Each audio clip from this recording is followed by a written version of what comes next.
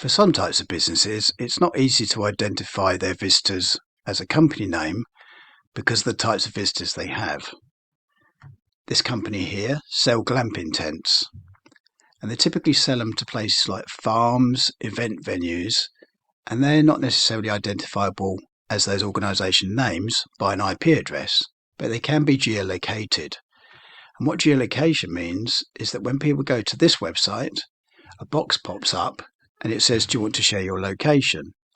And if people say yes, then it will track where they were physically located at that time.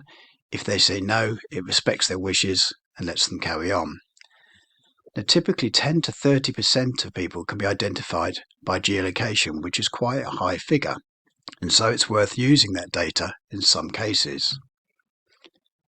So if we have a look at their data, over this week, they had 453 visitors to their website. And we can run data called geolocation. And what this is going to show us are the people who could be geolocated who went to their website. And it gives us a number of 89. So 89 out of 453 total visitors is just under 20%. So that fits within the 10 to 30% we typically see.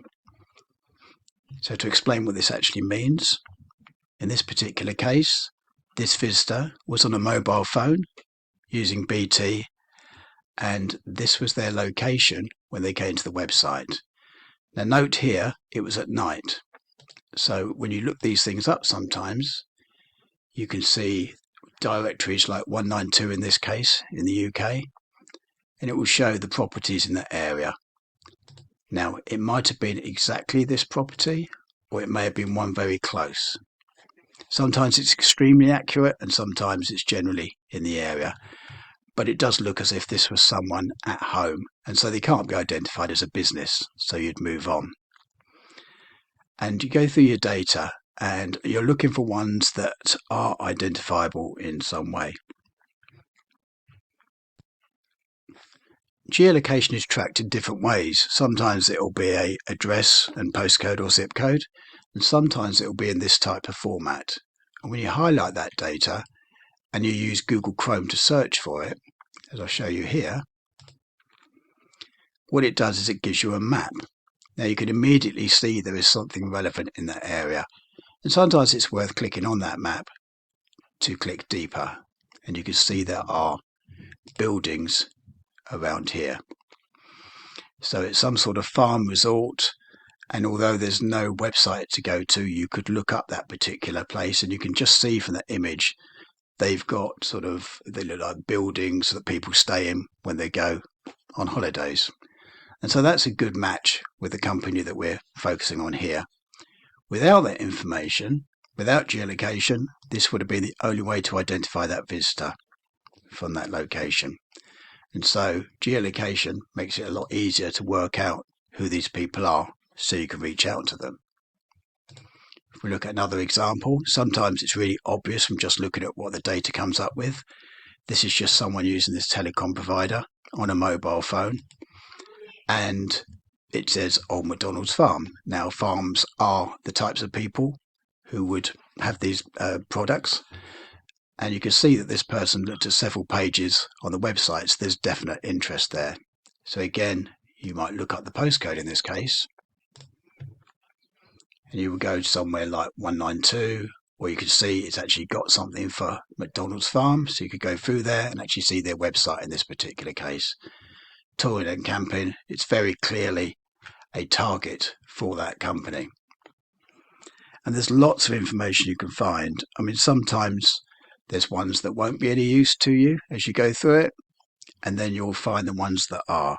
And it really is a case of manually going through, but it being worth that time doing it. Now here, you can see the pinpoint is not right next to this farm. It's highly likely to be that farm, but if we click through on the map, you can see there's buildings in this area, and going through to the satellite view and zooming in a little bit, you can see there's the farm here, but there's these buildings. So these look like structures they've already got, which may well be, as you can see here, they've got these glamping type tents that are down these little avenues, sort of more secluded from the farm itself. But the chances are they are the actual product of the people who own this particular farm, because they've diversified into glamping. So they would be great people to be targeting. One final example for this company that does glamping. We have a look at this one.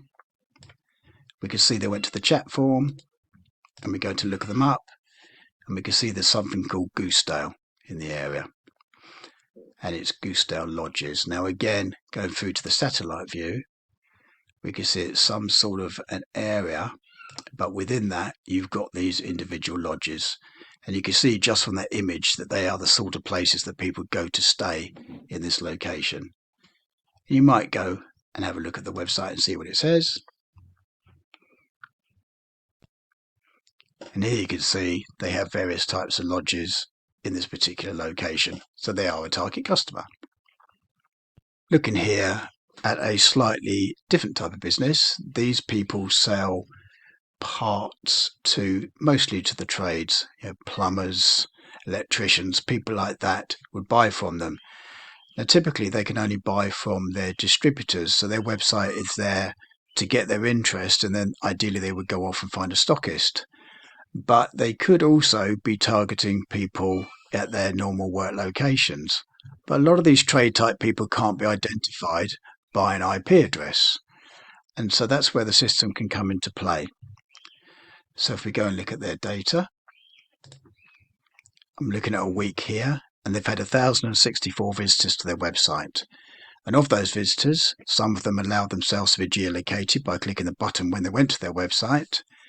And so out of those 1,064, we can see how many there were by clicking this button.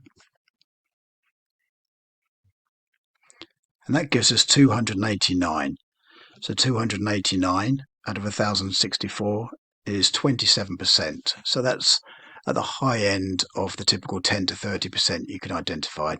So 27% of their visitors could be identified by their geolocation, which is typically an address and a postcode. As we go through this data, some of these I've already looked at and they just come up as houses and there's nothing to identify them. But looking at this one here, you can see this is IP pools, which means it's someone just using BT as a provider. And they've come in from Google and they're looking at a particular type of product here, which is normally related to plumbers. And so what we do is we look at this address and we look up this postcode here. We right click and search Google for it. And we go to 192.com, which is a pretty good source. And it shows residential houses in the area. But if there are any businesses registered in the area, it will show them here. And you can see this one here, Balance Flow Plumbing Limited. So that's a good match for us. Because a lot of these people, particularly in the trades, they do work from home.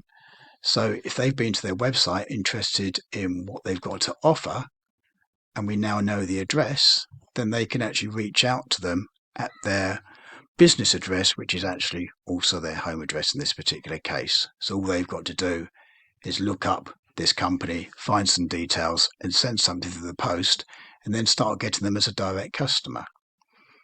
Looking at just one more example, the next one here is someone using Sky. They've been to the website on this date and at this time, and they're looking at these particular types of pads. So we take note of this and we look this up here. And again, we go to 192, scroll down, see the businesses, and there is a business in that area, 24/7 Limited, who do central heating systems. So that again is a good match for them, and they could reach out to those people. So tracking via geolocation is another way of identifying organisations to a website, particularly smaller organisations that can't be tracked by their IP address.